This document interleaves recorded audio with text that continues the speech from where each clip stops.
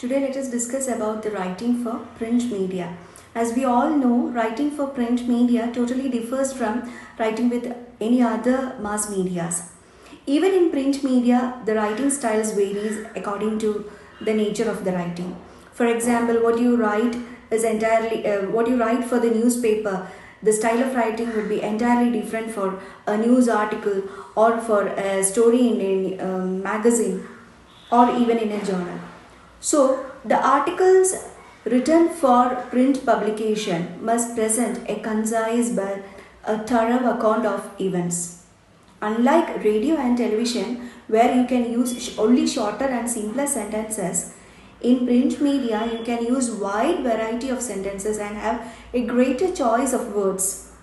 However, the piece must grab to the attention of the audience and keep them hooked. So, the focus in news writing for the print media should be on providing exact points and convey the most important messages in a very precise and clear manner. Whereas it is different when you come to a feature writing. So, in this video, let us discuss about what are the characteristics of writing for print media as well as how we need to write for a print media. Welcome to another session on writing for print media. Romans recognized the importance of recording events of life and publishing it. The origins of print media can be traced back to Roman civilization. They even recorded marriages, deaths, and many other important public events. The invention of printing press in the late 15th century resulted in spreading religious and secular thoughts as well among the population. Initially, books were copied by monks who lived in monasteries. The original method of printing was block printing, and you all know that Isaac Gutenberg refined this technique of printing by using movable type where the characters are separate parts that are inserted to make the text. So, when you write for a print media, audience play a very vital role in communication. Media constructs information and convey it to audience. Audience are not blank sheets of paper, you should remember that, on which a message can be written. Members of an audience will have prior attitudes and beliefs which will determine how effective the media messages are. So, communication becomes effective only if the messages is properly received by the audience to produce better results. And we also know that the nature of the audience also changes according to the media. They are different for different media. Even let us take the example for the daily newspapers. They have a set of audience. The one particular newspaper which is traveling in your home. The particular, for example, in Kerala, let's take the example of Madhubhumi Daily. They have a set of audience who may not like the writing styles of Manorama Daily. They may not like the writing styles of another daily. So they have a particular set of audience. Same as with the case of radio, television, even the channels as well. So audience is important in media studies. Now let us discuss about why print media differs in writing. As we all discussed, they have permanence than any other forms of mass media. You can always rely on print media because you are getting a proof of document to keep it for further reference in the future as well. That is why they are regarded as the best medium for messages that we expect. And they are to be useful for a long time. The rules and regulations, the analysis of events and research reports. When you write for print media, the focus should be on the topic and the topic should appeal to the audience. That is why there are three basic elements for writing for a print: the audience, the message, and the medium. Accuracy, grammar and spelling checks, relevant details, use of the same tense form of the verb throughout the feature unless and until there is a demand of the situation to change the language style. Usage of anecdotes, life incidents, quotations, stories to make the feature attractive. Knowing the audience and understanding their taste and write accordingly. These are very important when it comes to writing for the print media. And the message, we should always focus on the message or the content. As we discussed in our previous classes, the message should be accurate to the audience and it should be appealing as well as it should be relevant to the situation. That is why we have local editions as well, which can only cater to the needs of a particular population. Now, let us focus on the characteristics of writing. As we all know, the ABC of writing: accuracy, brevity, and clarity. Accuracy is important facts has to be brought to the highlight. And there is always a difference between opinion and fact. So you should not focus on the opinion but should be relied on the fact of the message. Then brevity, that it should fit in a particular space. And when it comes to clarity, it should be clear and should convey the message properly to the audience. When you talk about writing for the print media, inverted pyramid structure plays a very important role.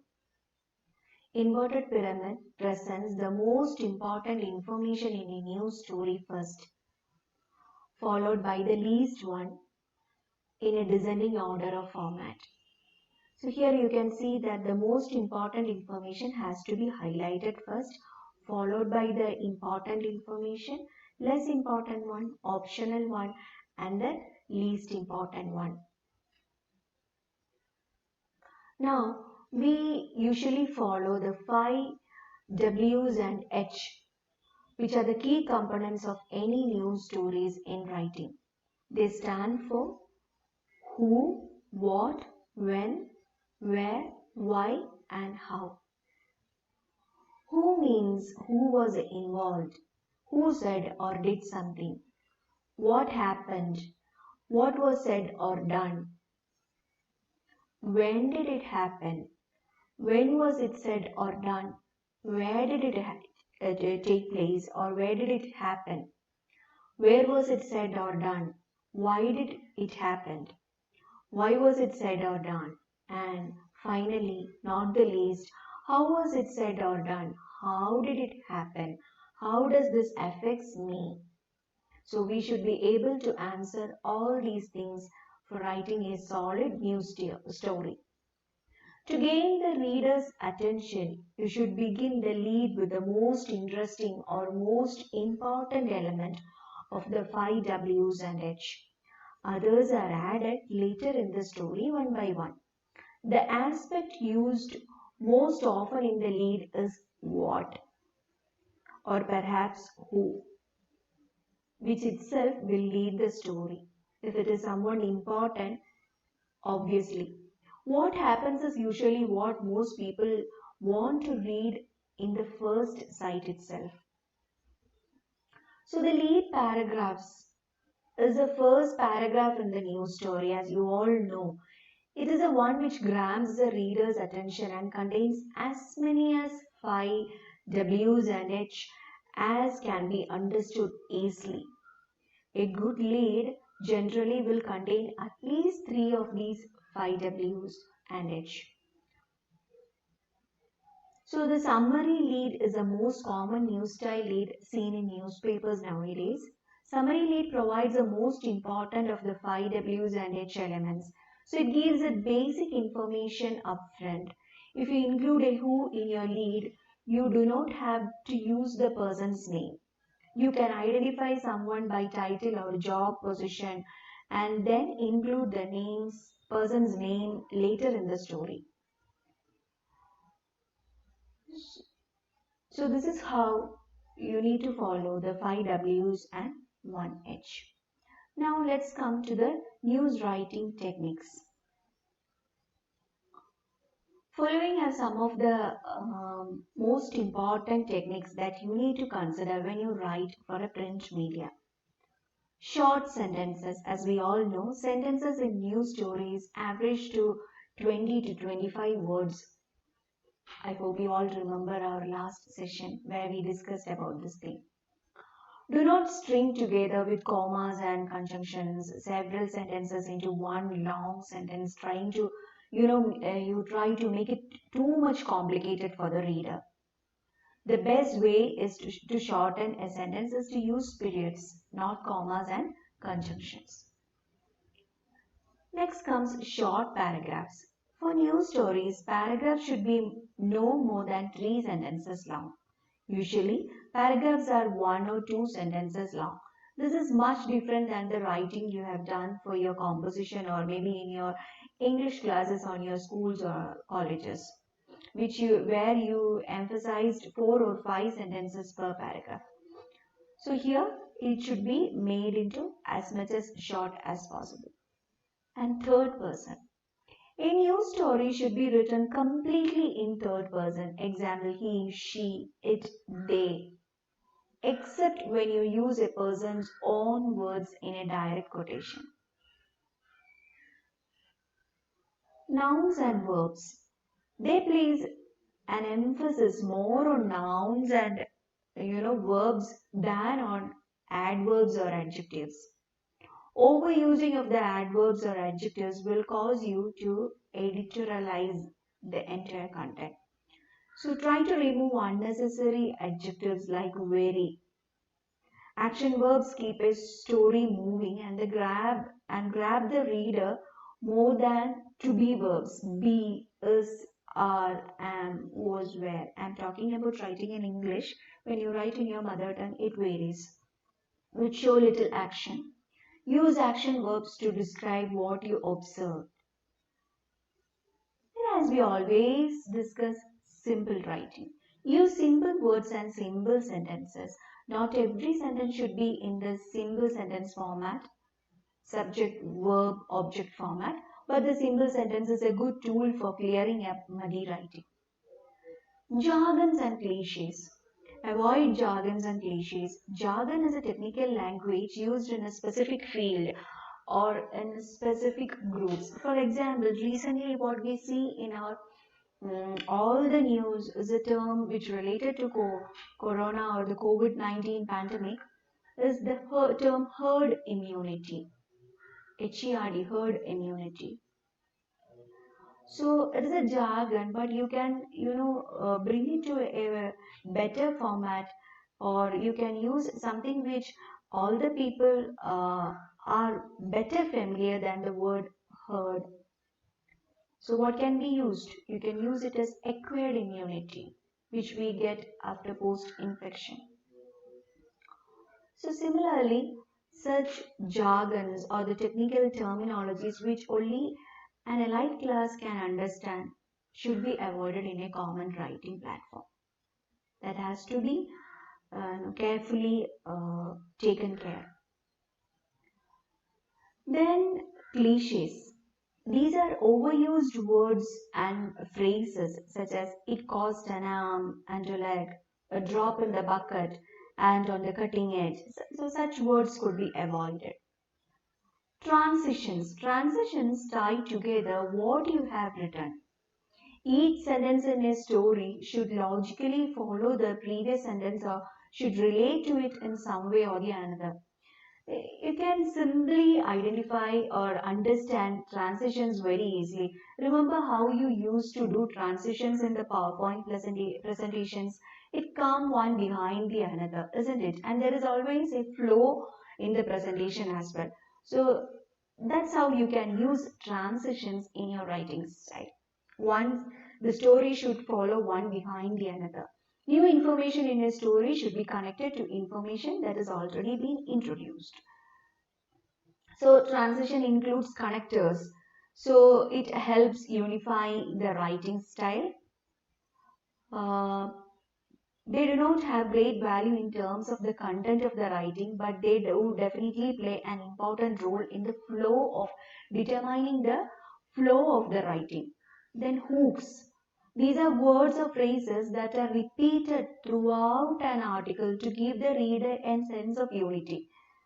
For example, if you are talking about the story of a council, or for example, take the example of you are giving a story about the Home Science Association of India. So throughout the story, you will be using the term association, or you will be using the term HSAI. So that is being used throughout the story. That would be a hook. Pronouns. These are one of the best transitional devices for writing about people. Instead of using a person's name each time, use a pronoun about every other time the person is mentioned in the story. So these are small techniques which we could use. There are n number, as we used to say, writing or even the journalism itself is an ocean. So we are talking in terms about only for the benefit of the extension educators or their audience. Short sentences, short paragraphs, third person, usage of nouns and verbs, simple writing, avoiding jargons and cliches, transitions like connectives, hooks and pronouns. Another important point to be noted is quotations. As you all know, these are the words of someone talking. It is a good idea to use quotations to bring life to the story. It can be direct or indirect. A direct quotation is the exact word of a person talking or quoted in a news story. The indirect one can be called as a paraphrase, may have one word or few words or a few of the same words that a speaker used. You can always listen to the news that comes after the CM's press release, especially nowadays during the pandemic time. Every day we have the CM's press meeting at 6 p.m. and it will be followed by, the news. So they use indirect quotations frequently. Paraphrases express what the source said, but with different words from what exactly the speaker has said. So these exact words spoken by the speaker in a direct quotation or in an indirect quote will be inside quotation marks. Accuracy and context are critical for quotations. Make sure you have used someone's words attributed accurately and do not take their words out of the context. If you mention that clearly, it should be spoken by that person exactly. A good news story will use more paraphrases than direct quotations. That is the best thing. And attribution. This means telling readers where the information in a story came from. Attribution is extremely important in news writing because it is one way writers can avoid editorializing in their story by making sure that the information in the story can be attributed to someone or some organization. So attributing information sources also allow the reader to access the credibility of the information by assessing the source of the information. You might have noted, again taking the example of the COVID pandemic, when you happen to read the news, you might have noticed that they were citing either the quotes from ICMR or from WHO or UNICEF. So likewise, you can attribute and use the person's first name and last name when identifying a person by name for the first time in the story, which is known as the first reference. Use quotation marks around a word or a group of words when someone has spoken or written those words exactly. Every quotation, let it be direct or indirect, must have attribution. Then Associated Press style. What is it? See, each press has their own writing style. That's what I try to tell in the initial stage also. Like in the introduction, I mentioned about the daily newspapers in Malayalam, local newspapers. So Madhrubhumi, I'm taking again the example. Madhrubhumi newspaper is having their own press style, which might be definitely is different from that of Manorama. So why I am using this means most of us are reading either one of them. So always focus on the Associated Press style. So if you are going to write news stories professionally or provide news releases about your events to a news media, try to focus on their press style so that you can avoid too much of editings. Numbers. What exactly is this? In general, try to spell out all numbers 9 and below. If it is a 9 boys, the 9 boys. Use figures for 10 and above. 9 can be quoted as NINE and 25 can be quoted as 25. Million and billion are used with round numbers like 2.3 million, 250 billion. Ages are always number. The 2-year-old girl, the 21-year-old lady. So measurements and dimensions are always numbers. 25% to 3 yards, 5 feet, 3 inches tall. Years are always numbers. That person was born in 1990 or 1962. So spell out any number except for a year that begins a sentence. For example, 4-year-old Tom Adams won an award. So you can use 4-year as words itself. But if you start with a year, 2007 was a good year for dash and dash or for X, Y and Z. Then you can try 2007 because you're starting a sentence with a year. Abbreviations, titles. Sometimes titles are abbreviated, but only in front of someone's name, like DR for doctorate, MR for Mr. and MRS for Mrs. That you all know. GOV for the governor, LTGOV for the lieutenant governor, for the military ranks and all. So abbreviations should be carefully done. Street addresses are spelled out unless they are part of a full street and address. He lives on Kottayam Manorama Road or whatever.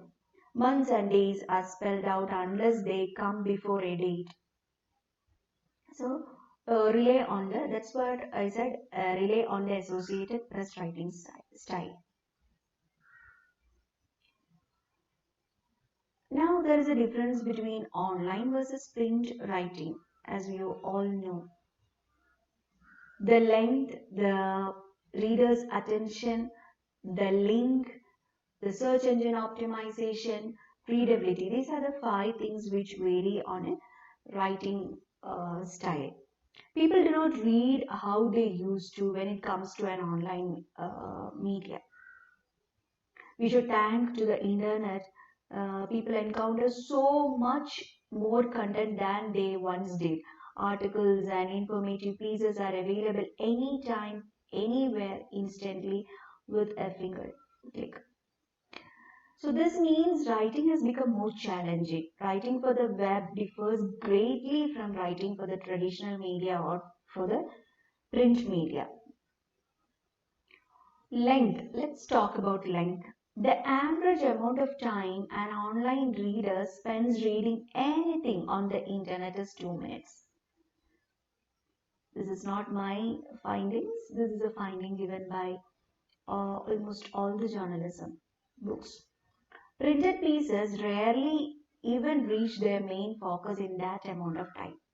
So therefore, online articles tend to be much shorter than their printed counterparts. And that goes for paragraphs too. So instead of long sentences of prose, like you would see in a newspaper or magazine, the paragraphs in online articles should end after a few lines. Okay, next one is the reader attention. I hope you remember the words I used, skimming and scanning. Online articles have to fight for a reader's attention. Even though readers generally go to an article or page intentionally, this is because the internet is highly interconnected. It is a network.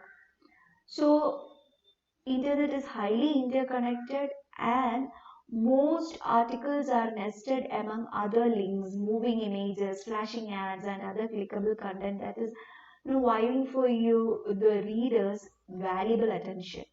So, in order to maintain the audience interest as long as possible, all pertinent information needs to appear as close to the beginning of the piece as possible. Otherwise, a reader may lose patience and navigate anyway from your main site. So, links. Print does not have hyperlinks. That is a very good quality we see in online. If you want to have further reading, just provide the basic information in a very crisp and clear manner. The rest you can give on hyperlinks. It may seem silly to point out, but when it comes to citing source materials, most online posts contain links throughout so that the reader can easily click for more information and read the source content according to his interest or her interest. That means links can also prevent a reader from reaching the end of an article. That is a disadvantage as well. Next comes the search engine optimization. I hope you all remember, which we have discussed on the first class itself. Print does not have to deal with search engines. However, if online writers want people to find their articles, they must lace them with relevant terms that people will search in search engines. I hope you also remember the keywords, about the keywords we discussed as well. So people will be looking into the keywords. So when writing for the web, we need to focus on bringing those keywords as well. So it remains important to craft a well-written informative piece, but no one will find it if it is not optimized for search engines with keywords or phrases and associated links. So search engine optimization is not necessary in print, but is very important when it comes to online. Readability, as you all know, people read electronic media differently than they do for the print. They scan and search for the things that stand out, like bulletin points, bold-faced phrases. Even sometimes when you read something in online, you follow the titles, isn't it? It is sometimes the title that catches the audience attention to peep into what exactly the content is. Therefore, writers must arrange information so readers can absorb it quickly. Subheadings throughout an article help, as do shorter paragraphs, lists, and even links. So newspapers, magazines, and now even books are available as electronic media online. Lots of apps are also available. You need not have to even sit and find time to read. There are apps which help you to read for you. So not every piece needs drastic change for online publication. However, most articles need optimization for readability.